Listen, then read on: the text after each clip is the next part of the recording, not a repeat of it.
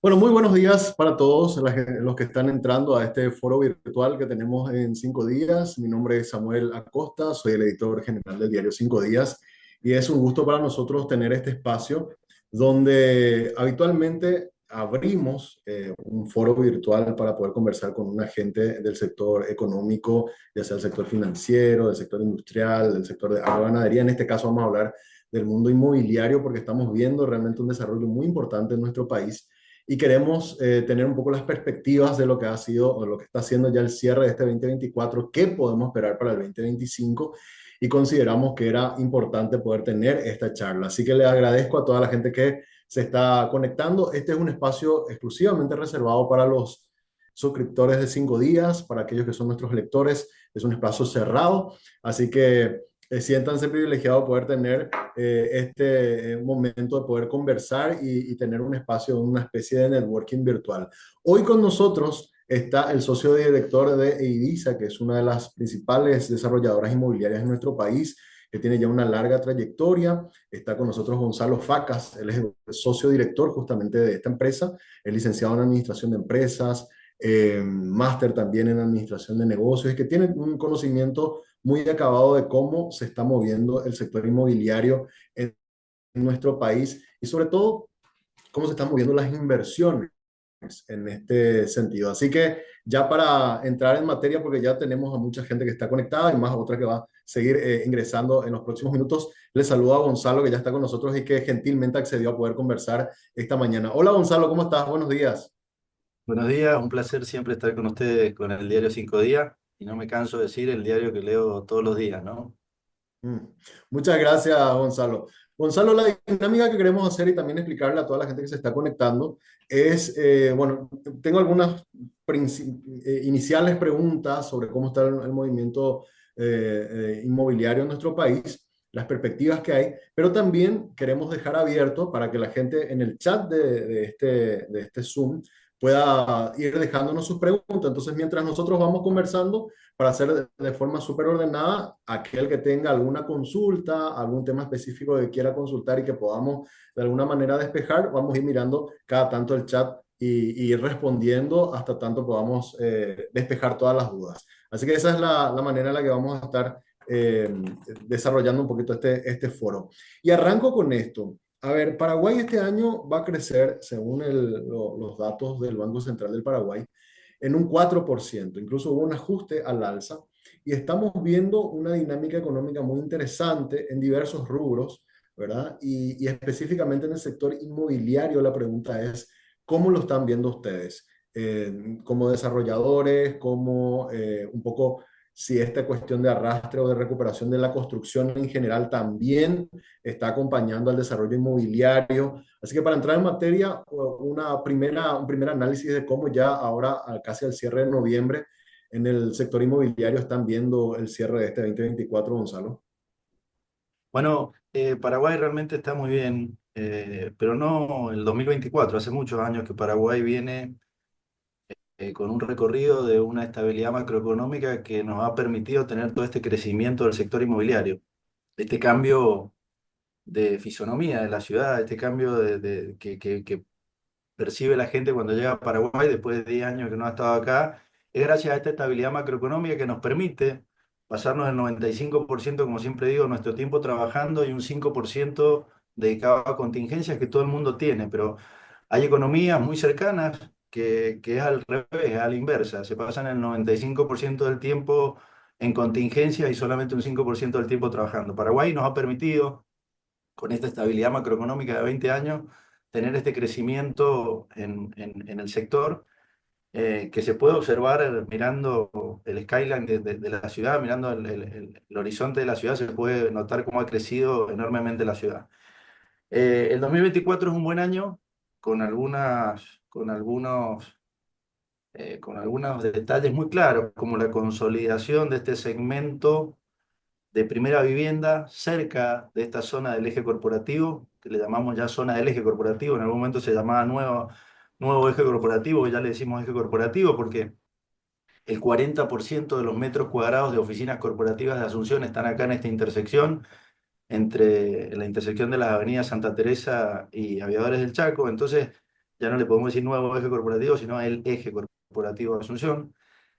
Y esa consolidación en ese segmento entre 70 y 200 mil dólares de primera vivienda se está dando muy fuertemente en vivienda para primera vivienda en esta zona.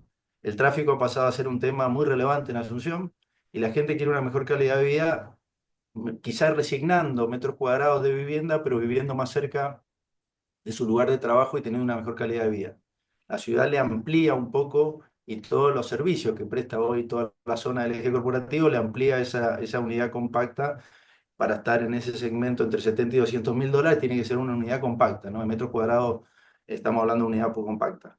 El sector inmobiliario en el 2024 ha tenido una competencia muy fuerte y en el 2023 también, que no ha sido puntualmente el sector inmobiliario, sino que la competencia más fuerte que ha tenido el sector inmobiliario en los últimos años ha sido el sector financiero. Es decir, cuando vos tenés un sector financiero y unas tasas de interés a nivel mundial, que acordémonos que tuvimos una pandemia, nos hemos olvidado que hace poco tiempo atrás estaríamos todos con barbijo. Esa pandemia hizo que hubo un recalentamiento mundial y que hoy las tasas hoy están en 4,5, la tasa de la Fed, de la tasa que se usa de referencia, la tasa libre de riesgo que también se llama, o la tasa interbancaria en Estados Unidos, está en 4,5, estaba hasta hace muy poquito en 5,5 y la tendencia es que vaya a la baja mucho más despacio de lo que fue al alza. Acordémonos que esa tasa no hace mucho tiempo atrás estará en 0,25, la que hoy está en 4,50. Entonces, ese recalentamiento mundial, esa alza de tasas para enfriar la economía mundial, hizo que nosotros los desarrolladores tuviéramos un competidor muy fuerte. Y es que la gente tenía una alternativa frente a comprarse un departamento y tener una renta, de cruzarse al banco de frente y colocar en un depósito a plazo con una tasa interesantísima. ¿Para qué me voy a complicar en buscar un inmueble, alquilarlo y demás? Ahí hay un trabajo que tenemos que hacer los desarrolladores de generar la cultura de que la renta no solo te genera la renta, que te genera un depósito a plazo, sino que también te genera una plusvalía en el tiempo, que no te lo genera el depósito a plazo, que básicamente lo que hace es cubrirte de la inflación.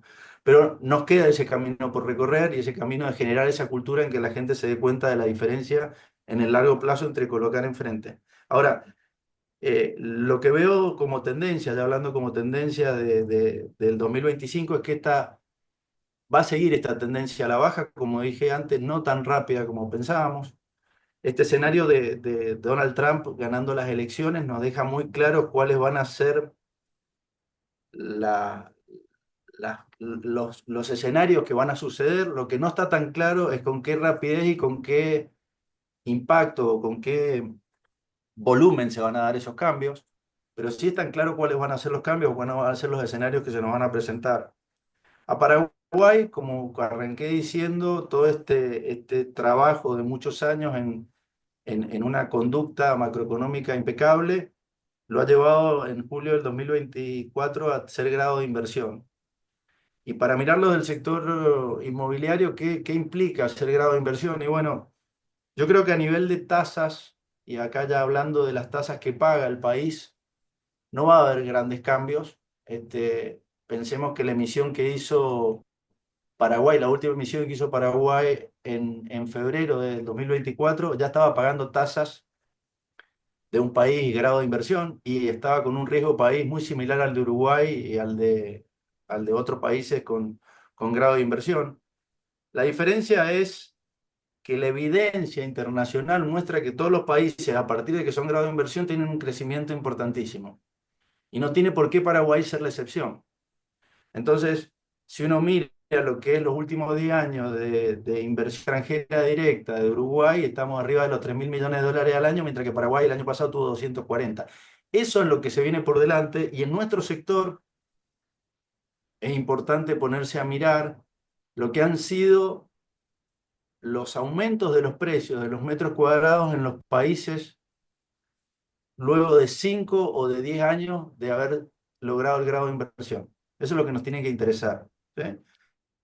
La propiedad de los inmuebles, todo vale en función de la renta que eran. Y bueno, ahí es donde nos encontramos con que Paraguay tiene una posibilidad o un escenario por delante muy interesante. Eh, Veo que hay en el mercado en el 2024 un stock importante de unidades, si eso lo tenemos que decir, y además hay un stock importante de unidades terminadas, ¿sí? Al tener un stock importante de unidades terminadas en el mercado, nos vamos a encontrar con que se va a hacer más difícil a los proyectos que están en pozo vender al ritmo que veníamos acostumbrados a vender en pozo, porque hay alternativas a muy buenos precios al haber mucha oferta de unidades terminadas.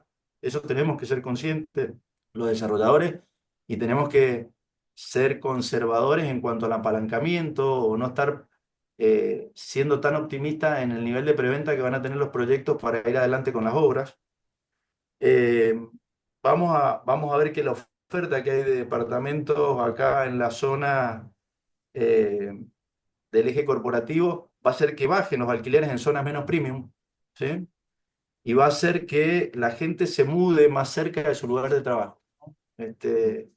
Como dije antes, la gente va a resignar espacio por calidad de vida y por estar más cerca de la ciudad, ¿no?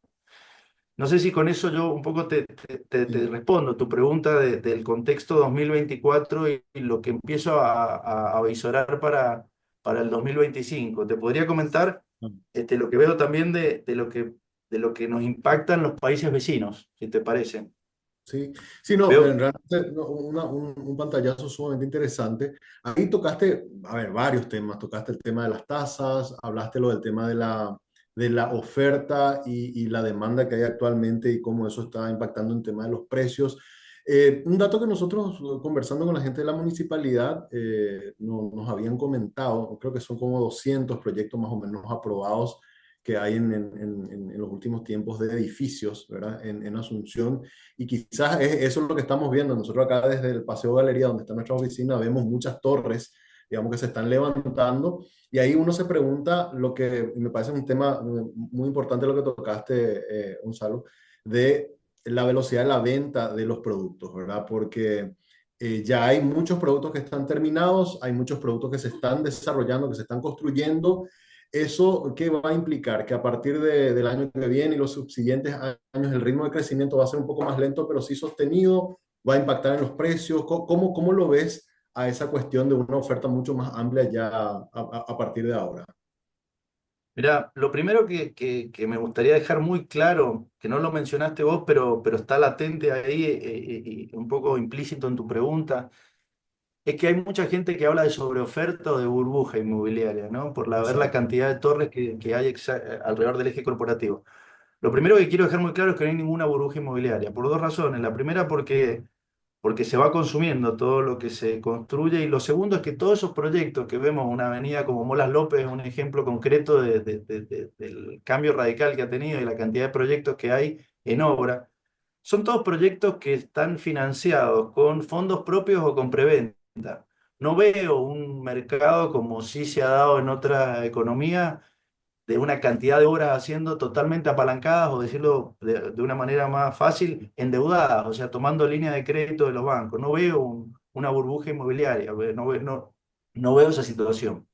Sí veo que en los últimos 5 años se fue construyendo más de lo que se consumió anualmente, y puntualmente el 2024-2025 son años donde va a entrar mucho stock de unidades al mercado. Entonces tenemos un stock que me preocupa, no, no, lo que nos va a llevar es a tener rentabilidades coherentes con lo que siempre nos hablan de otros mercados como Montevideo, bueno, hoy Buenos Aires, porque hasta hace poquito tiempo atrás Buenos Aires con el desastre que había dejado el gobierno anterior de la ley de alquileres, este, tenía un problemón, o sea, las rentabilidades eran irrisorias, pero Buenos Aires, Montevideo, Santiago de Chile, tiene rentabilidades que nosotros nos vamos a parecer a esas rentabilidades. Nosotros estamos muy por encima de esas rentabilidades, porque teníamos pocas unidades.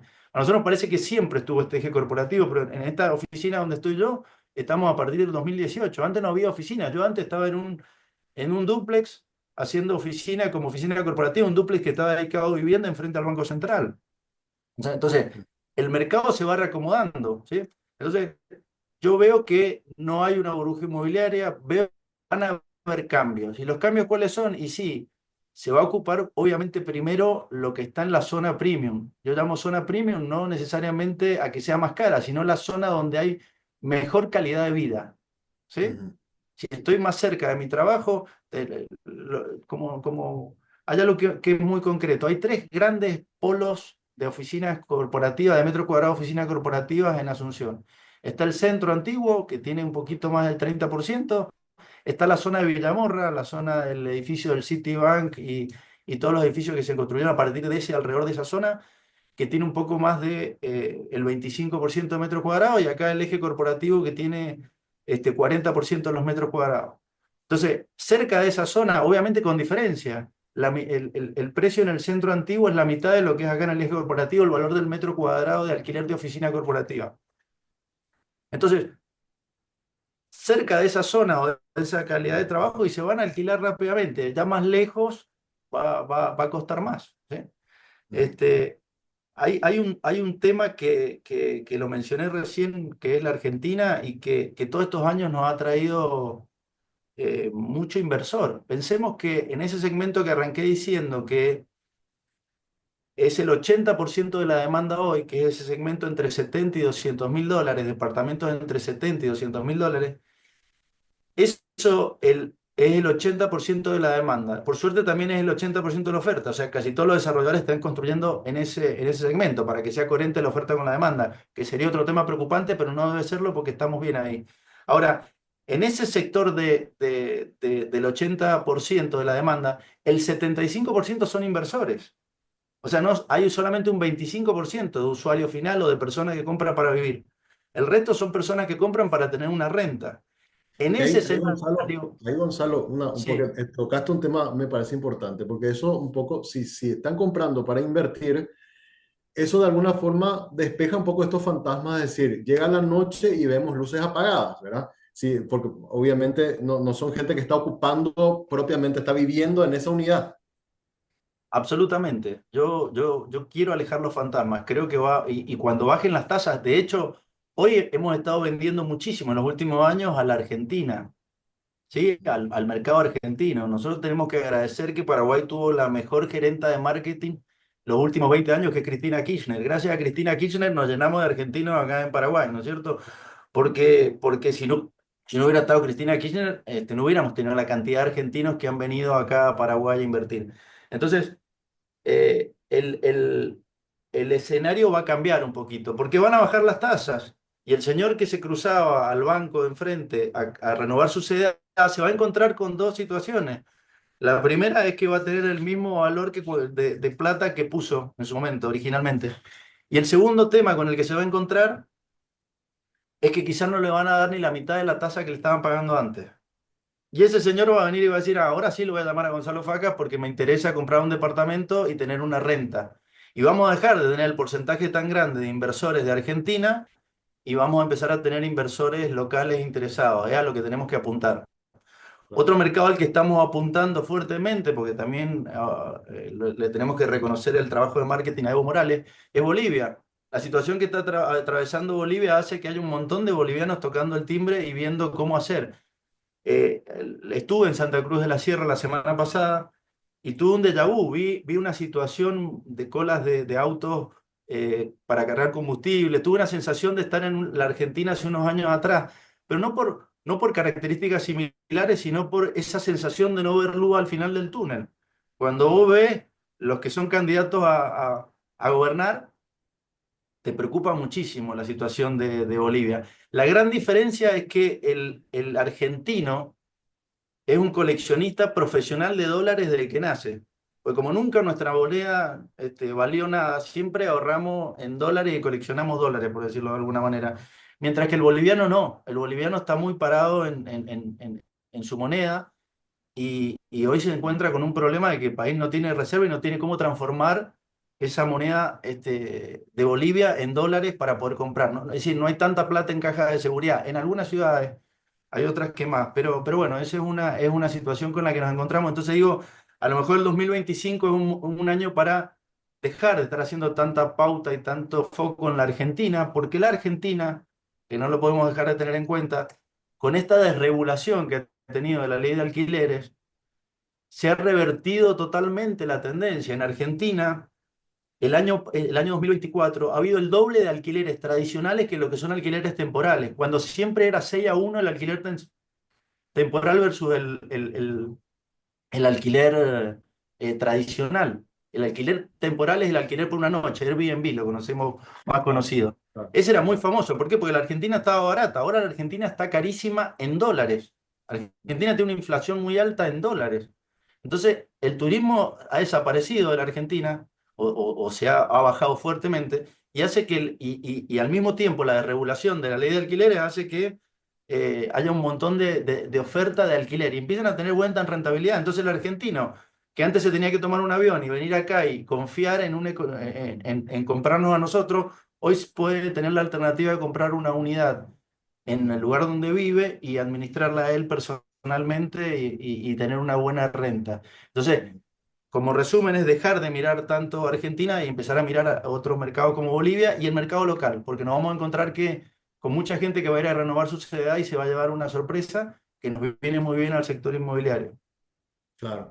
Ahí tengo varias preguntas porque tocaste varios temas. Quiero, uno de los temas, dejar como reservado la cuestión de la tasa del financiamiento. Tocaste el tema de la regulación. Y recordar también a la gente que está siguiendo que nos pueden, que todo lo que estamos charlando queda grabado, lo vamos a pasar también en televisión en unos días posteriores. Pero si tienen preguntas, lo pueden dejar en el chat y vamos acá con Gonzalo a tratar de despejarlo. Hablaste de la regulación. Tuvo media sanción el proyecto de ley que busca crear el RUN, que es el registro único, y donde muchos de los inmobiliarios, les he escuchado a colegas tuyos, algunos lo celebraban, otros tenían como dudas por esto del tema de registros, el tema de catastro, que es un problema, y el tema de poder agilizar sobre todo el proceso cuando uno quiere hacer un proyecto de inversión, agilizar toda la cuestión de los trámites burocráticos. Desde el sector inmobiliario, ¿cómo ven ustedes este proyecto de ley que ya tuvo media sanción? Se hicieron algunos ajustes, pero la idea así en general de lo que el gobierno está promoviendo con la creación del RUN, Gonzalo. A ver, lo veo un proyecto que claramente es algo que debía modificarse, que sobre todo de modificar los tiempos, de burocratizar. Y sobre todo lo más importante que veo de este proyecto es agregarle seguridad jurídica a la gente que compra, ¿no? Porque el problema principal que tenemos muchas veces es la duplicación de títulos. Eso es el gran problema que tiene que resolverse. Que uno compre tranquilo, en un tiempo razonable, de trámite y que no existan posibilidades de que nos encontremos con títulos duplicados, que eso sería muy grave, ¿no? Sería realmente un tema muy grave y creo que hacia lo que apunta el país, o sea, lo que pide el mercado internacional, tenemos que ser conscientes que haber entrado en grado de inversión es haber aparecido en el menú de los principales fondos de inversión como una alternativa a invertir. Es decir, hasta hace unos meses atrás el señor que quería venirse a vivir a Paraguay y que decía, yo quiero invertir en Paraguay y tengo un fondo de inversión, no tengo la posibilidad, no me aparece en el menú como grado de inversión. Eso estamos. Y tenemos que seguir trabajando en todas las líneas y hay que entender que el gobierno va a tomar todas las medidas que tiene que tomar para seguir trabajando en lo que es seguridad jurídica. Esta es una más. Es cómodo para algunos sectores, es como los escribanos. Yo voy a decir dos cosas. Lo primero que creo que para avanzar hay que desequilibrarse. Eso es importantísimo. Es decir, seguramente no va a ser perfecto, seguramente hay cosas que van a tener que mejorarse en el camino. Es decir, si uno está parado, está equilibrado. Para avanzar uno tiene que tirar el cuerpo hacia adelante, ponerle la pierna, porque si no uno se cae. Es decir, y eso es avanzar. Creo que esta ley hace eso, creo que avanza, creo que va a haber ruido, creo que nos va a... pero siento que se ha hecho bien la consulta a todos los sectores. Eso no tengo que reconocerlo. Es decir, se trabajó con la Cámara Paraguaya de Desarrolladores, con nosotros, con la CAPADEI, se trabajó con la CAPEL se trabajó con los escribanos. Es decir, creo que se ha trabajado con todos los sectores. Entonces, Ujú. como resumen, te digo, creo que es muy importante para nuestra seguridad jurídica. Creo que hay que seguir en esa línea en todos los aspectos en el país de mejorar la seguridad jurídica para que las otras dos calificadoras también nos pongan en grado de inversión. Y creo que este es un paso más que se está dando.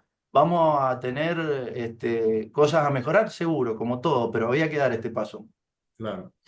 Quiero aprovechar ya para ir a algunas de las preguntas también de la gente que está conectada, agradeciéndoles y recordando que pueden dejarnos sus preguntas en el chat. Vamos a ir despejando todas las que se puedan. Dice, qué interesante, qué estudio de mercado podríamos analizar para mirar estas estadísticas. ¿Qué nos recomiendan? Pregunta Bianca. También Allianz Bienes dice, buenos días. ¿Hay algún interés de venir a hacer inversiones inmobiliarias en Alto Paraná, en Ciudad del Este? Pregunta Gonzalo. Y bueno, nosotros, la primera pregunta es, las estadísticas que manejamos nosotros y hay gente que ya, pobre, la he escuchado tanto a mi frase que se cansa de escucharla, pero a mí me gusta siempre decir que lo que no son cuentas son cuentos. Nosotros todas las estadísticas que les estoy pasando son datos que los manejamos muy precisos y que nos tomamos el trabajo de estudiarlos si están generados o generarlos nosotros. Es decir, esos son datos. Lo que dije, por ejemplo, le voy a poner un ejemplo concreto, el dato que dije que el 80% del mercado está trabajando en este segmento, o la demanda, hasta el 80% de la demanda está en este segmento entre 70 y $200.000, son datos de la Cámara Paraguaya de Desarrolladores, que de ese 80% el 75% son inversores, también son datos de la Cámara Paraguaya de Desarrolladores, es decir, estamos mucho mejor de lo que estábamos hace años atrás cuando estábamos comenzando en tener datos muy concretos y lo cual es muy sano para el mercado. Por eso desde la Capadei tratamos de transmitir estos datos y ser... eh, que no queden para nosotros solamente para los miembros de la Cámara, que todo el mundo, es muy sano que el mercado maneje estos datos para no cometer errores garrafales. Yo sigo viendo gente que viene y hace desarrollos de departamentos para este segmento, eh, con un edificio de 20 departamentos. Es decir, un edificio tiene mensualmente entre 40 y 50 millones de guaraníes de expensa. Un edificio de 20 departamentos tiene entre 40 y 50 millones de expensa. Un edificio de 120 departamentos tiene entre 40 y 50 millones de expensa.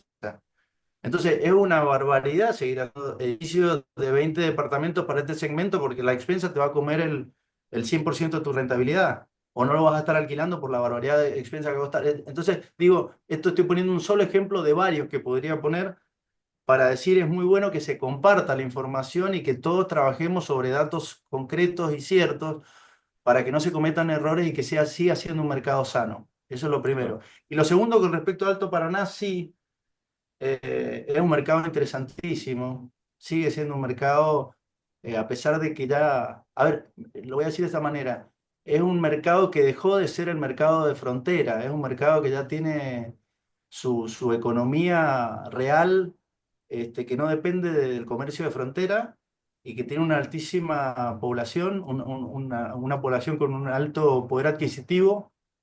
Nosotros hace mucho, del año 2011, que estamos trabajando en Alto Paraná, concretamente en Hernandarias, e IDISA, nuestra desarrolladora, ahora está lanzando el segundo edificio dentro del condominio Costa del Lago, que es Terrazas 2. Nosotros tenemos un edificio que es Terraza 1, ahora estamos lanzando en Costa del Lago el edificio Terrazas 2, y sí, estamos invirtiendo ahí, nos interesa.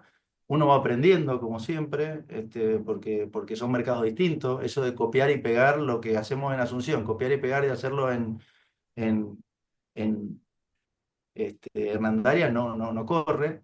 Y lo mismo pasa con lo que pasó mucho al principio acá, de comprar un plano en Miami o en Buenos Aires y construir en Santa Teresa algo que estaba diseñado para otro mercado. Y entonces encontrás edificios de $600.000 con cocina integrada. Y vos decís, hay cosas que no existe el copiar y pegar en este. Hay, Hay hay que que estudiar adaptar. bien. Hay que estudiarlo bien y Eh, ser muy preciso sí, en el diseño del producto. claro, tenemos muchas otras preguntas y quiero, tocaste mucho el tema corporativo, estamos viendo también en el mercado de viviendas un crecimiento importante, lo que estamos viendo sobre Molas López, que hace rato hablaste, hay un desarrollo importante, y otros colegas tuyos que están desarrollando en zonas no tan tradicional, y gente, por ejemplo, hacia la zona de la Avenida Fernando de la Mora haciendo grandes edificios, todo el desarrollo que se está haciendo también en Gran Asunción, Luque, Fernando de la Mora, de hecho hace poco se publicaban algunos datos que nos llamaban también la atención de ese ritmo que está tomando también el desarrollo inmobiliario dentro del segmento de viviendas. Y ahí tenemos algunas preguntas de la gente que está siguiendo. Dice, buen día, los barrios cerrados son la nueva oportunidad de inversión en el sector o aún hay potencial en la compra de departamentos. Es una pregunta que nos hace Daniel. Otra pregunta dice, muy buenos días, interesante la presentación. ¿Qué buenas prácticas deberían incorporar las instituciones de gobierno nacional o municipal para potenciar la inversión inmobiliaria? Ahí podemos hablar también bastante de cómo pueden contribuir los municipios, sobre todo Gran Asunción y la misma capital también para acompañar un poco la inversión que están haciendo ustedes. Y bueno, esas dos dejo ahora para después ir a otras dos más, Gonzalo. Sí, bueno, son inversiones distintas. La primera pregunta es una inversión distinta en un departamento con invertir en un lote, ¿no? En un barrio privado. Es decir, son inversiones distintas. Eso tiene con el apetito de riesgo o con el tipo de inversión. Generalmente el lote uno puede, es más para especular. Uno está comprando un lote pensando en que en el tiempo eso se vaya a evaluar si es que no lo voy a usar, ¿no es cierto? Si no es para uso, como inversión, porque la pregunta se refería a la inversión. El lote, yo lo que estoy haciendo es buscando una plusvalía en el tiempo y especulando en que va a aumentar el precio. Ahí hay que ser muy cuidadoso de que hay zonas que yo siento que se están haciendo más barrios privados de los que, o que se va a tomar mucho tiempo en consumir toda la oferta que hay hoy en día y entonces esa plusvalía va a demorar en llegar, ¿sí? Con respecto al lote.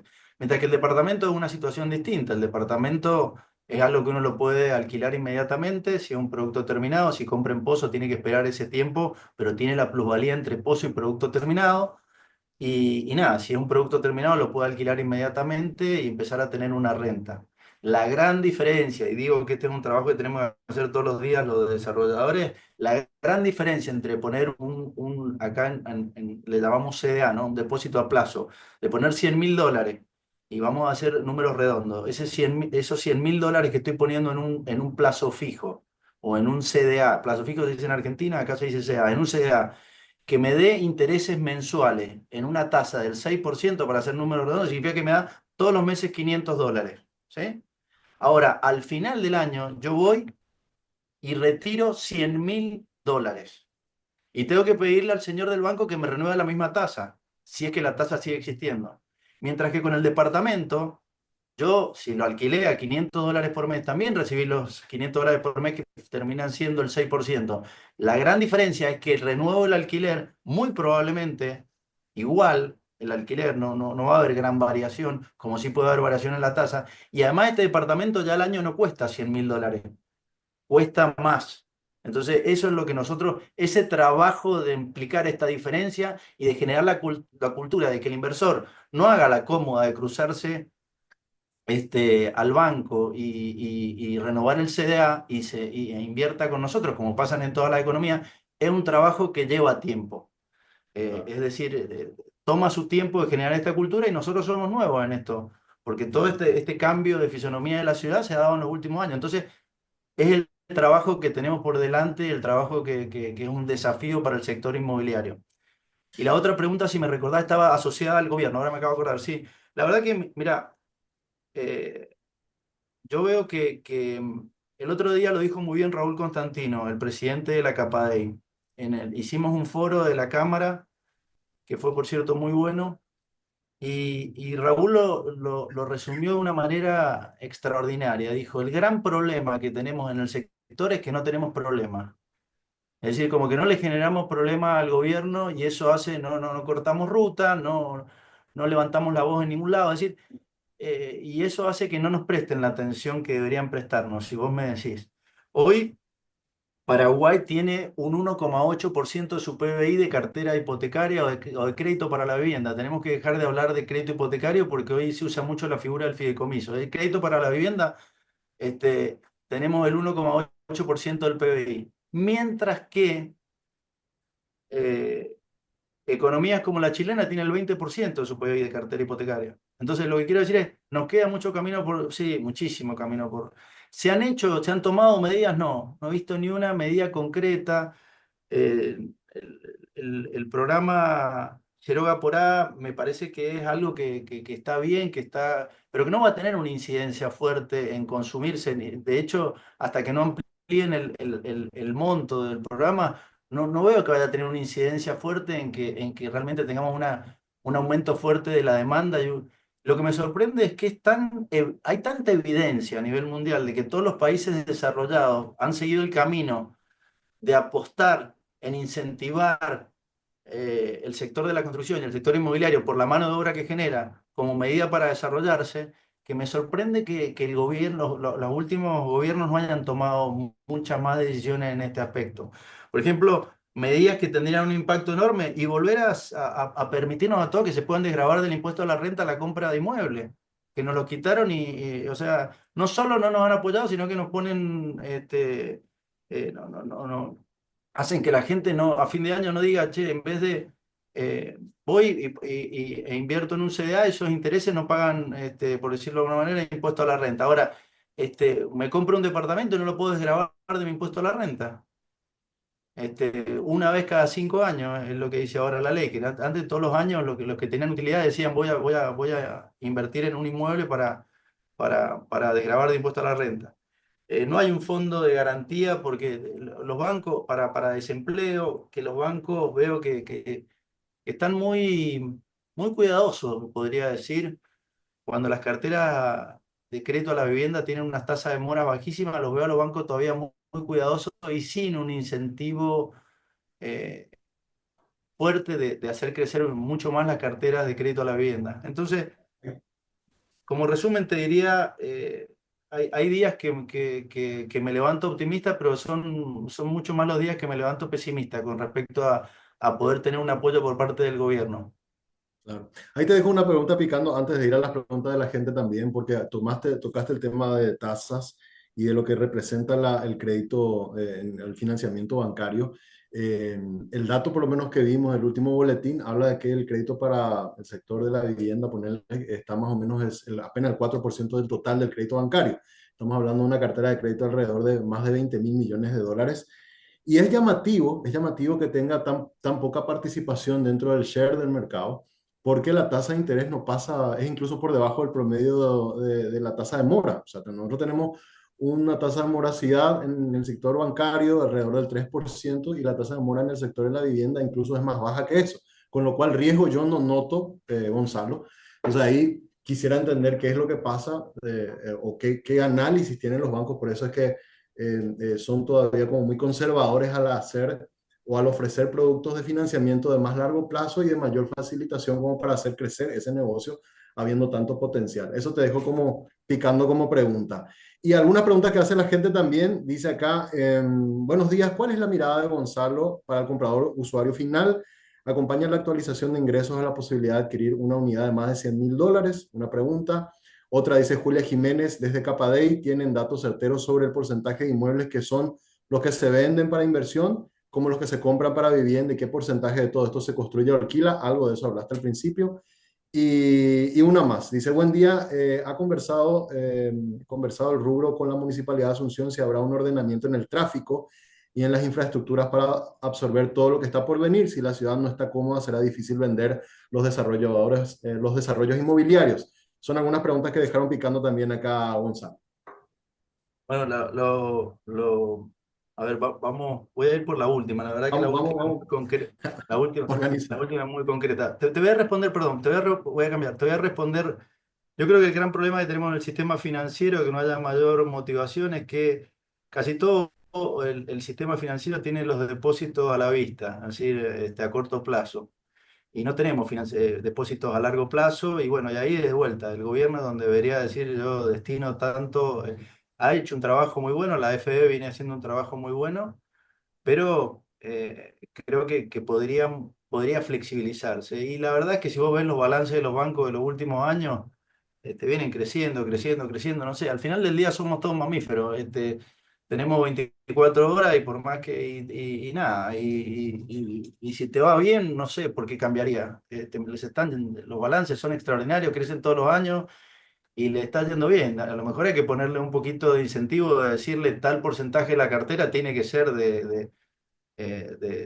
me van a odiar todos mis amigos del sistema financiero, pero a lo mejor tendrían que decirle, un porcentaje de la cartera tiene que ser para la vivienda y que parezca una ley que vaya por ese lado para incentivar o que el gobierno se ocupe de generar el fondeo o las condiciones o un banco que el BNF se transforme. Ojo, hay que nobleza obliga. La verdad que BNF con el presidente Ochipinti y tiene una persona, no recuerdo este nombre, el nombre en este momento, qué pena, porque están haciendo modificaciones, están buscando trabajar en hacer más accesible el crédito a la vivienda, pero creo que hay que tomar medidas más drásticas, es como que no, como que estamos a años luz de estar en lo que necesitamos para que se consuma esta demanda y para que, respondiendo a la segunda pregunta, lo dije, pero que el 25% de lo que se compra sea gente para vivir y, no y el 75 sean inversores, es producto de esto también. Es producto de que no hay más crédito para la vivienda. Entonces, ahí respondí tu pregunta, respondo a la segunda y voy a la tercera, que es la que es muy loco, o sea, que no haya un plan, y muchas veces uno se pregunta dónde están las prioridades o quién arma las prioridades del gobierno, porque me encanta y no quiero que se enojen mis amigos que tienen proyectos extraordinarios y creo que una zona que va a tener un crecimiento enorme es la zona de Chacoí, me encanta ese puente que se haya hecho, me parece importantísimo, pero muchas veces yo digo, salgo acá en Aviadores del Chaco y no tenemos vereda y tenemos las cloacas a cielo abierto, o aguas servidas a cielo abierto y estamos haciendo un puente para conectar Chacoí y digo, ¿por qué no? ¿Dónde están las prioridades? ¿Dónde está el acompañamiento del sector público a todo lo que se ha invertido estos últimos años en esta zona? ¿No? Es muy loco que no tengamos una situación distinta a la que tenemos actualmente. Entonces, eh, sí, tenemos que trabajar, pero creo que no se va a dar por parte de la municipalidad. Por lo menos no se va a dar en el corto plazo. Creo que ahí tenemos que trabajar nosotros del sector privado. Y lo voy a poner con un ejemplo concreto. El proyecto que nosotros estamos haciendo desde IDISA, que es Marena, nosotros hemos trabajado con algunos desarrolladores más de la zona del sitio y pagamos nosotros mismos un estudio de cómo mitigar el tráfico en calle Última y dárselo a la Municipalidad de Asunción, porque calle Última es Asunción y Marena está por unas pocas cuadras en Luque. Entonces, tenemos que articular de trabajar con la Municipalidad de Luque, con la Municipalidad de Asunción y ver de cómo colocar los semáforos en ese lugar para mitigar el tráfico en hora pico, que se lograron muy buenos resultados con un estudio que hicimos pagado entre varios desarrolladores de la zona y que se implementó rápidamente en las medidas de corto plazo y eso ya tuvo un impacto muy bueno. Calles que se asfaltaron. Ahora también nosotros estamos haciendo un proyecto de Marena, que son 8 torres, con una laguna en el medio de la ciudad y nos encontramos que en una calle muy importante, a 7 minutos del eje corporativo, no tenemos ramal cloacal que pase por enfrente de esa propiedad. Podríamos decir, sí, hacemos una planta de tratamiento, pero no es lo que sentimos que tenemos que hacer como desarrolladores. Creo que tenemos que acompañar. Entonces nos tenemos que reunir, como hicimos esta semana, reunirnos con el SAP. Nosotros vamos a hacer 7 cuadras de desagües locales para llegar al ramal principal. ¿Qué quiero decir con esto? Tenemos que desde el sector privado articularnos, trabajar de la mano con el sector público y pensar en hacer las cosas pensando en que esto tenga un cambio, porque es hasta inteligente, no es que nosotros queramos hacerlo porque somos buenos, lo queremos hacer porque esto aumenta fuertemente el valor del metro cuadrado de nuestras propiedades. Es inteligente de parte del sector privado, de lo que cuesta muchas veces es juntarse y articular a todos los actores que tienen que trabajar en conjunto para que se den las cosas. Lo más fácil es conseguir la plata, lo difícil es conseguir 20, 40 empresarios que pongan la cabeza y que se pongan a trabajar de manera coordinada. Gonzalo, tenemos más preguntas. Dice, ¿cuánto más vale ese departamento en un año en porcentaje? Creo que se están refiriendo un poco al ejemplo que hace rato diste de los $100,000 y de cuánto te puede generar de retorno una inversión. Eso por un lado, y otro también que me llega a través de otros medios, me preguntan qué se puede esperar para el 2025 en términos de inversión, de desarrollo inmobiliario, como las últimas preguntas que estamos recibiendo.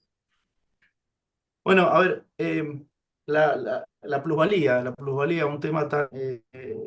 para mí, los proyectos dijimos que hay una buena cantidad de oferta, que va a tomar unos años en consumirse esta oferta que hoy existe ya de producto terminado. Creo que la plusvalía va a venir por los proyectos que se diferencien, es decir, el que haga más de lo mismo y va a tener un problema, ¿sí? Creo que acá es decir, el que le apunta a todo el mundo le está apuntando a nadie, en definitiva, está apuntándole a nadie. Creo que hay que buscar proyectos concretos a un segmento puntual. Nosotros con el proyecto este que estamos haciendo, Marena, buscamos un segmento de una persona que quiere tener una mejor calidad de vida en el medio de la ciudad, por ejemplo.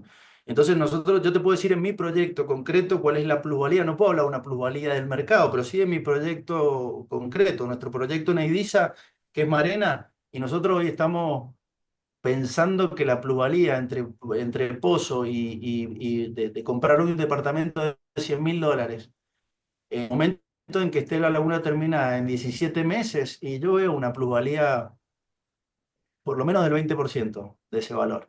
Pero ¿por qué la plusvalía? Y vos me decís, Gonzalo, pues estás está siendo sumamente subjetivo. No, la plusvalía tiene que ver con la renta que te genera, ¿sí? La renta que te genera. O sea, las cosas valen en función de de la renta que te generan. Entonces, si vos tenés algo que te da una renta y esa renta que te da lo dividís por el 6%, ese te da el valor final de lo que vale.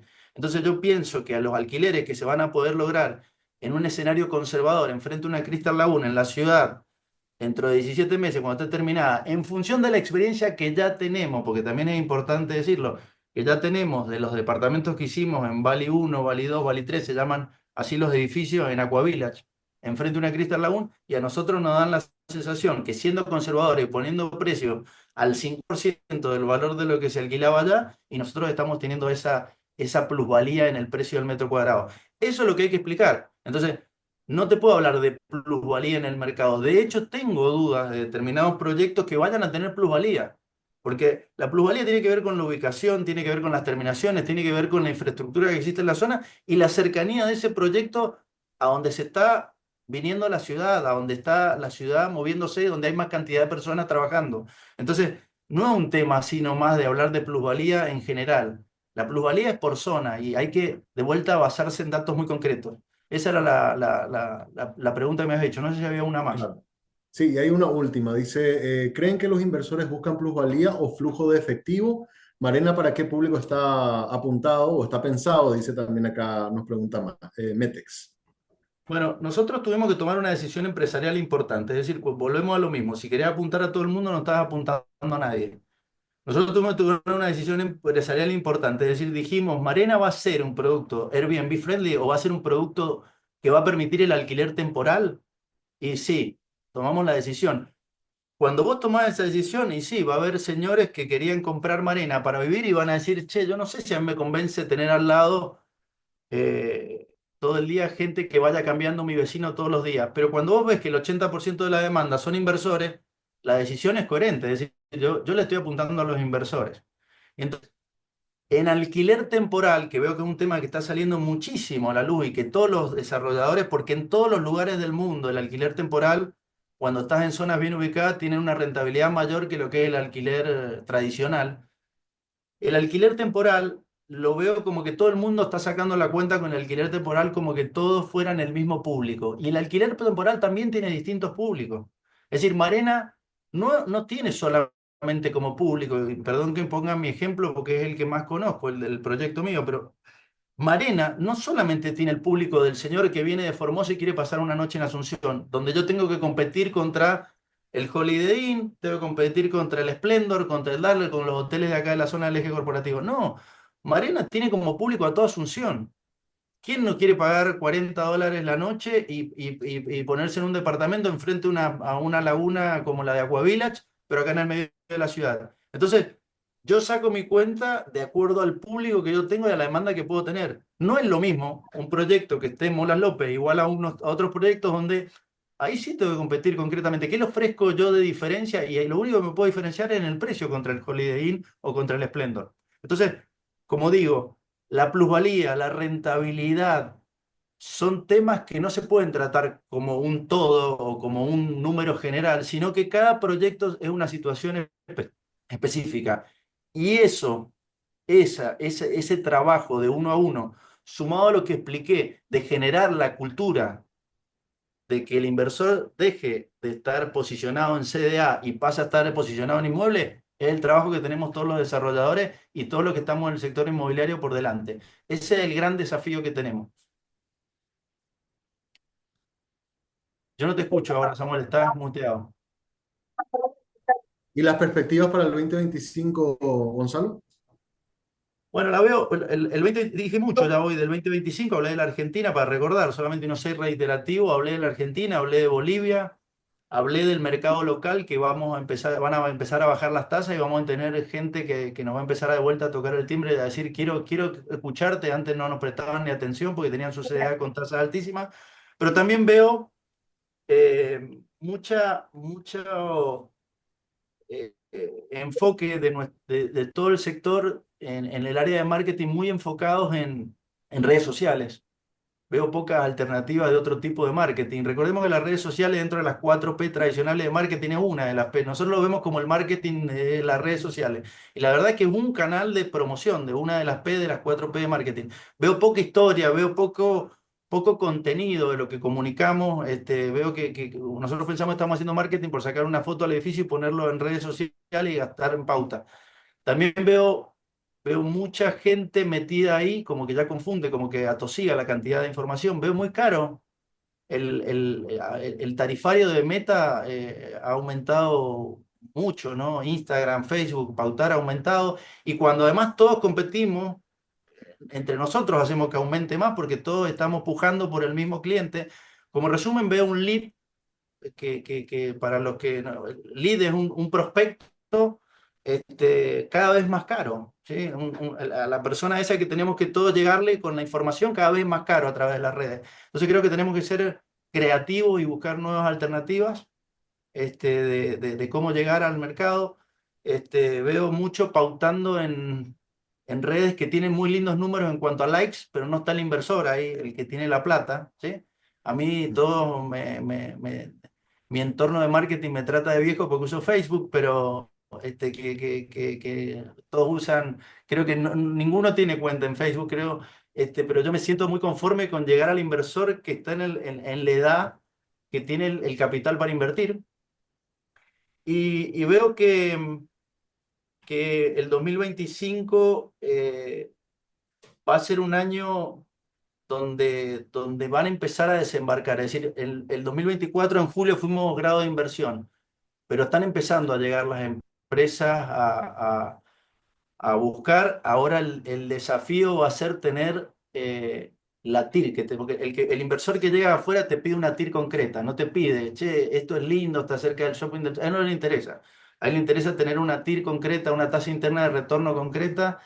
Y otro problema que nos vamos a enfrentar es la escala, porque cuando vienen de afuera te piden, quiero comprar volúmenes que nosotros tenemos que juntarnos entre varios para llegar a lo que ellos tienen como volumen mínimo de inversión. Así que igual soy muy optimista con el 2025. Creo que vamos a seguir trabajando, va a ser muy similar al 2024 y se sigue acomodando el sector inmobiliario y cada vez está más claro a dónde hay que apuntar. Excelente. Gonzalo, muchísimas gracias por tu tiempo. Gracias a toda la gente también que estuvo participando con nosotros en este diálogo, a las consultas que estuvieron haciendo. Recordarles que, bueno, esta charla lo vamos a también a repetir para aquellos que quieran y que por ahí tomar alguna nota específica, lo vamos a estar pasando en nuestro canal de televisión en 5 días TV a lo largo de nuestra programación, así que cuando hagan zapping, vayan ahí, estén pendientes porque vamos a estar anunciando cuando repetimos también esta charla. Gonzalo, muchas gracias a vos y gracias a toda la gente que ha participado con nosotros esta mañana en este foro virtual. Gracias a ustedes, un placer siempre estar con 5 días. Muchas gracias. Y bueno, y de esta manera cerramos entonces nuestro foro virtual agradeciéndoles a todos por su participación.